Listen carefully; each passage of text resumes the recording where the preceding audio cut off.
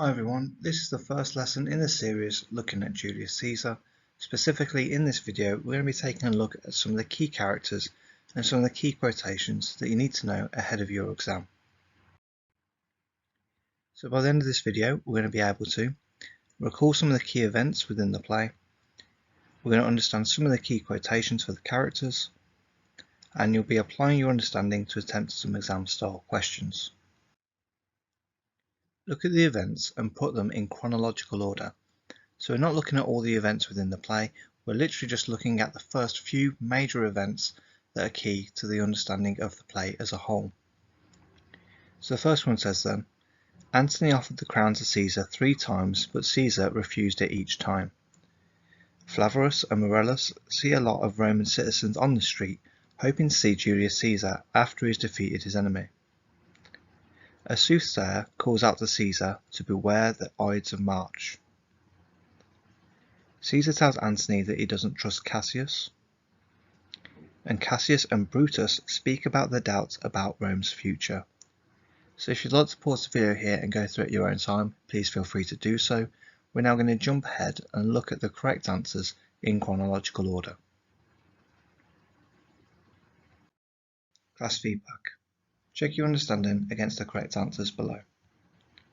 So the first one is then, Flavorus and Morellus see a lot of Roman citizens on the streets hoping to see Julius Caesar after he's defeated his enemy. Next we have, a soothsayer calls out to Caesar to beware the Ides of March. For number 3, Cassius and Brutus speak about their doubts about Rome's future. Number 4, Caesar tells Antony that he doesn't trust Cassius. And number 5, Antony offered the crown to Caesar 3 times, but Caesar refused it each time.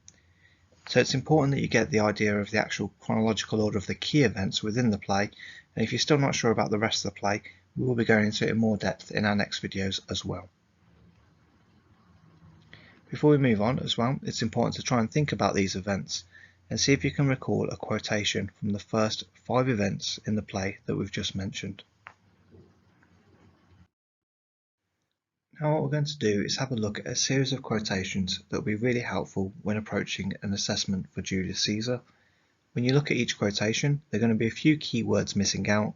What I'd like to do is try and figure out what the rest of the quote is, and also think about the stretch and challenge task, which is at the bottom and says, can you recall the act or the scene and the character that says the words? So the quotation says then, the fault, dear blank, is not in our blank, but in ourselves, that we are blank. If you want to pause the video here and go through it at your own time, please feel free to do so. We're now going to move on to the next quotation. Number 2. Cowards blank many times before they're blank. The blank never tastes the death but blank. And again, same as before, can you recall the act, the scene, and also the character that says these words? Number 3. Blank, blank, blank, lend me your blank. I come to bury Caesar, not to blank him.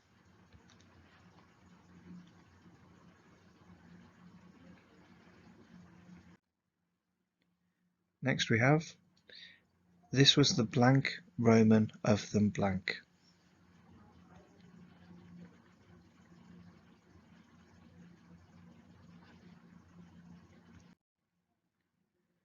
Next we have, a friend should blank his friends blank, but Brutus makes mine blank, then they are.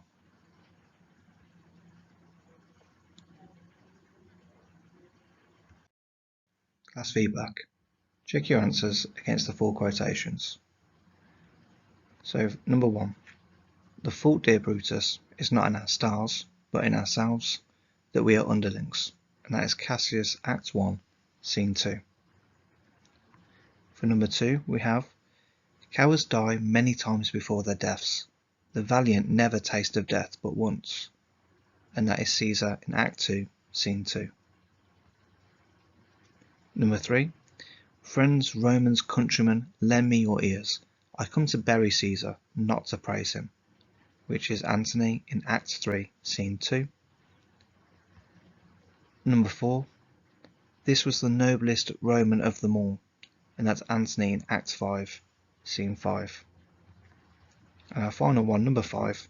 A friend should bear his friend's infirmities, but Brutus makes mine greater than they are, and that's Cassius in Act 4, Scene 3. Look at the question below and attempt the challenges that follow.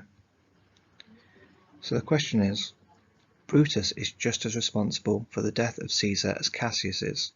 To what extent do you agree with this statement? So the first thing I'd like you to think about when you think about this question is, can you identify 2 or more quotations that can help you respond to this question? This might be a quotation that you've thought of in your previous studies, or it might be one of the ones that we've just covered. For the super challenge, can you demonstrate a thorough understanding of the play and make links to some of the key events that we've mentioned previously? And then the mega challenge, write your response to this question and compare it to the example on the next slide. Now, if you do complete any of the tasks that we do go through in our videos on Julius Caesar and you want any feedback or any marking to happen, then please do get in touch and we'll try and help you any way that we can. Look at the example below and attempt the challenges that follow. I completely disagree that Brutus is just as responsible for the death of Caesar as Cassius was shown to be manipulative from Act 1. The fault, dear Brutus, is not in our stars but in ourselves, that we are underlings. The use of the adjective dear allows Cassius to appear caring and concerned for Brutus when, in reality, Cassius' motives are purely selfish.